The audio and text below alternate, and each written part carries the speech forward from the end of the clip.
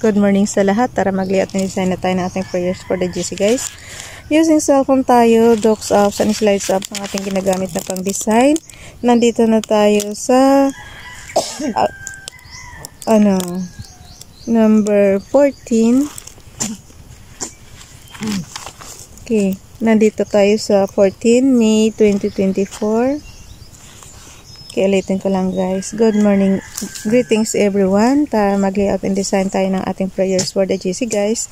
Using cellphone tayo, docs apps and slides apps ang ating ginagamit na pang design. Inom ka tubig kaya. Inom ka tubig. Good morning sa greetings everyone. Greetings everyone. Tara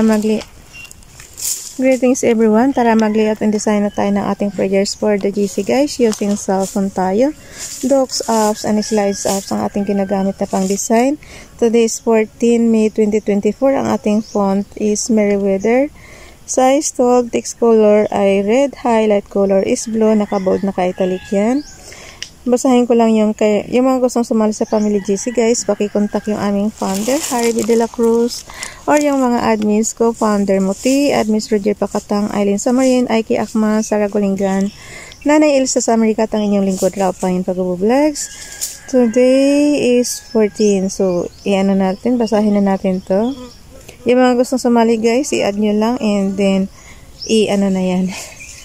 i-confirm na yan ng mga admins.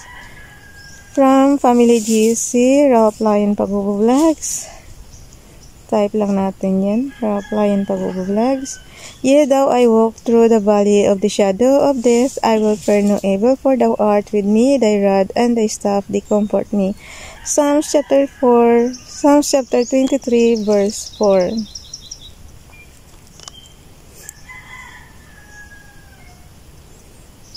So, dito naman tayo kay Princess Diane Channel.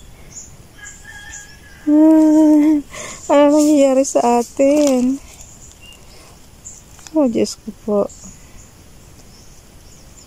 Tehillim, Psalms chapter 47, verse 1. Kasi yung, guys, yung sinag ng araw. Hayaan mo na. Tehillim, Psalms chapter 47, verse 1. O clap your hands, all ye nations. Shout unto Elohim with a voice of joy. Okay. Puntahan natin sa ating awit, chapter 47, verse 1. Basahin lang natin. Magdiwang ang lahat ng mga nilikha. Pumalakpak kayong may awit at tuwa bilang pagpupuri sa Diyos na dakila. Okay. So, yan na natin yan. Enter na. Plus, image. Oh no. Horizontal line pala yan. Plus, horizontal. Oh, undo. Undo.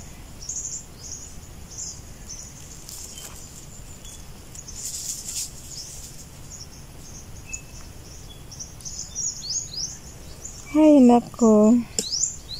Dito. Grabe man, oy. Hindi ko na talaga alam kung anong gagawin ko dito. Ay, di mo kuan? Ayaw. So, ito nga muna natin. Mahina nga siya. Hindi ko lang tiya. Hayaan mo na guys. Tapusin na natin to. Wala eh. Wala. Ito.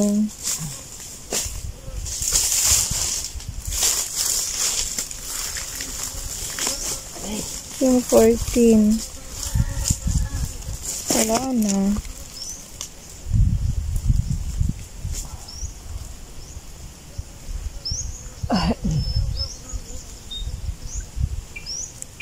Ay.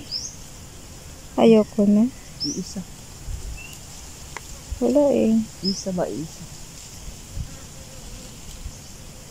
Ando natin nga. Ha? Ando.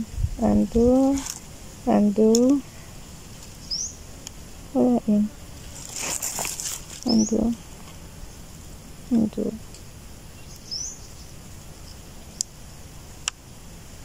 Undo. Undo. Undo. Undo.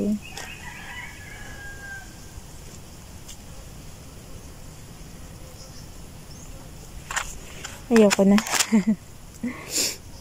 Okay na yan. Okay na to.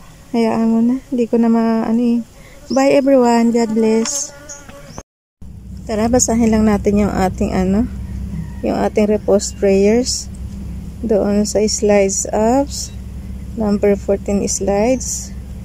Open natin yan. Pagdudugtungin na lang natin guys kasi nagloloko yung safety ko eh. Edit slide tayo. Number 14. Number 14. Okay.